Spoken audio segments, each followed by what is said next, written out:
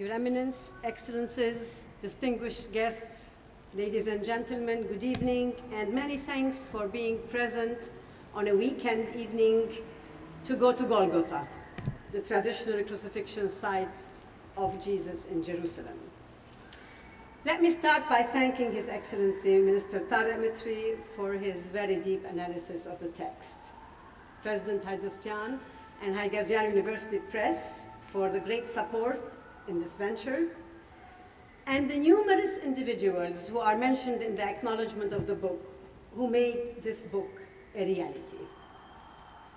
I will not mention them all. I would like particularly only to mention the assistance of Haigazian Deryan Library. To be doing research and to have a library in-house that not only has every single document that you need, but also provides delivery. And you just have to call them and the book is at your desk, is pure sheer luxury. And I really enjoyed every minute of it. I would like also to thank Viken and Sarin from Chirac Press, who went with me for the past 3 months every single day through every single word. And I'm not an easy person to work with. Thank you very much. However, if we have a newborn today, being next to a maternity hospital, it's nice to have newborns every day. We owe it to a great part to my grandfather, Arda Arsenian, who himself inscribed the contents of the book. I am merely the midwife who assisted in the delivery.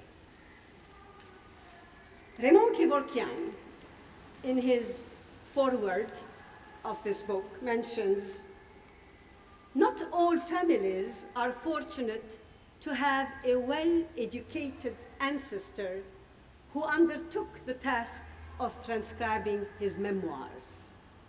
It's not always easy to find someone in the middle of a genocide taking notes and keeping a daily journal. And that is one of the great values of this work. In 1919, in the little town of Bethlehem, he writes these words.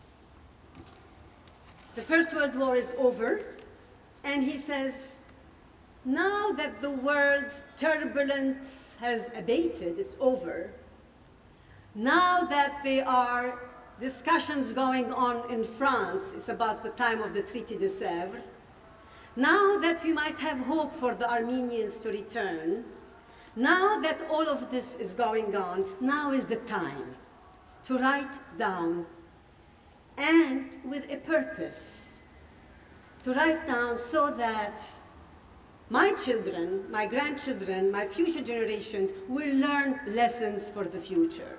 He's not a historian, but he's writing Kitab al-Ibar. He wants people to learn lessons from the story. And the lessons usually are to fight for justice, to have farsightedness, to be cautious, but also to be models of good behavior for others, as he wished every one of us to be. My grandfather, born in the region of Nicomedia, east of Istanbul, modern old Constantinople, or simply for Armenians, Bolis. After many struggles coming from a very poor old family, he succeeds in graduating as a pharmacist from Istanbul University. And he mentions that on August 9, 1907, I just want to remind you that sometimes the dates are not matching our exact calendar because of the difference between the Julian and the Gregorian 13 days. So you have sometimes to give these 13 days allowances. After swearing the traditional oath, I became a certified pharmacist. And he's very proud because he did it on his own without taking any scholarships from anybody. And he says, I did it my way. I was very happy that I was a self-satisfied and self-made person. He gets married, has 2 children, Nubar, my father, who was 3 in 1915, and a younger brother, 9 months old, Nuray. He establishes himself in the city of Izmit on the Sea of Marmara and has great expectations for the future. Alas, by April 24, 1915, the deportation of the Armenians starts. And on July 26, the orders reach the Sanjak of Izmit. And he mentions July 26, 1915, the actual date is mentioned. On that night, we are all crammed in the wagons at Izmit station. And there's a very vivid description of how we are all pushing each other, he says, to get on the wagon. We are a nation always in hurry, and even to death we were in a hurry. We were always trying to get on the train. And then, as the whistle blows and the train moves in front of his pharmacy, which for years he was trying to establish, he says, I could not hold my tears anymore. And like a baby, I started crying. And already, he says, we departed from our loved Ovacık and Izmit without any hope of returning. In 1996, during a family reunion in Beirut, I laid eyes on the manuscript for the first time. My uncle Giray from Ottawa brought it with him. We had never seen it, the text. Faded papers, difficult pharmacist's handwriting. And so we asked our father, late father then, now, he was 84 then, why don't you read this for us on a tape?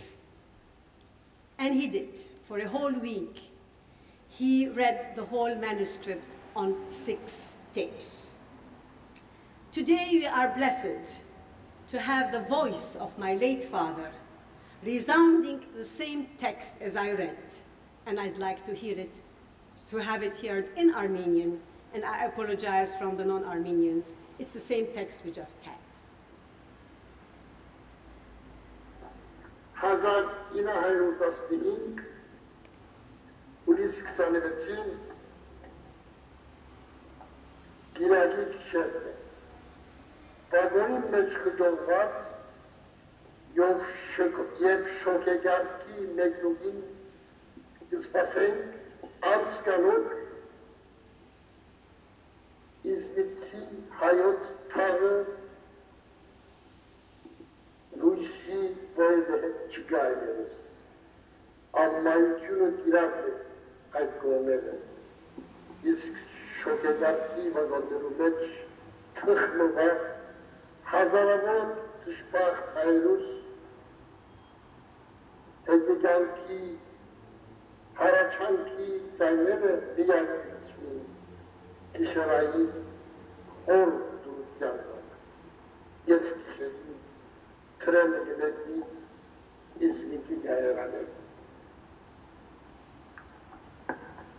Ող և գոտ չայներ, լուդանքի և արացքի բացական կկններ գծին, ամեն նոմեն, ես որ մինչև այդ բաղոն, բաղարյուն ըլլան չանայի,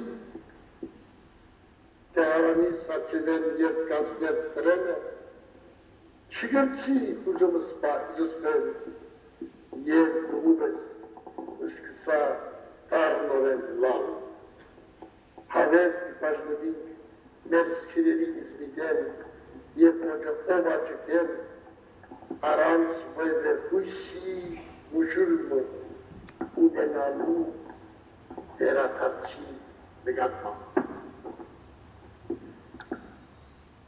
For 13 months, Hagop Arsenian's family members, relatives, and friends went through a deportation death march, subject to diseases, hardships, sufferings that were still unnamed. For it is only in 1944 that Raphael Lemkin coined the term genocide. And Robert Fisk called it the first Holocaust of the 20th century. but please with a capital H, he says.